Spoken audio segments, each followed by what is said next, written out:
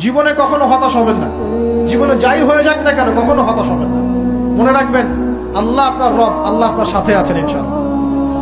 এই সমাজ আপনাকে যেভাবে শেখায়, কিভাবে শেখায়, এই যে স্কুল, কলেজ, ইউনিভার্সিটি, চাকরি, বিয়ে, সন্তান প্রতিপালন, আর তারপর ইন্না লিল্লাহি ওয়া ইন্না ইলাইহি রাজিউন, এই তো শেখায় নাকি? সবসময় মনে রাখবেন যে আল্লাহ রাব্বুল আলামিনের পরিকল্পনাই আপনার উপরে সবচেয়ে বেশি অগ্রাধিকার যোগ্য, সমাজের পরিকল্পনা নয়।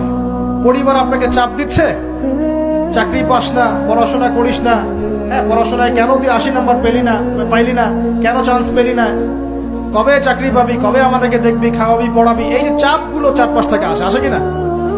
এতে করে অনেক যুবক দেখা যায় মাদকাসক্ত হয়, অনেকে দেখা যায় আত্মহত্যা করছে, ইদানিং করছে কিনা ভাই? এই শব্দটা থেকে আমি এই পয়েন্টটা আজকে লিখেছিলাম যে ভুলেও আল্লাহর প্রতি বিশ্বাস এবং তাওয়াক্কুল হারাবেন না। সমাজ যেভাবে শেখায়, সমাজ চারপাশে যে চাপ আপনাকে দিচ্ছে, এই চাপে নিজে গা ভাসিয়ে দিবেন না।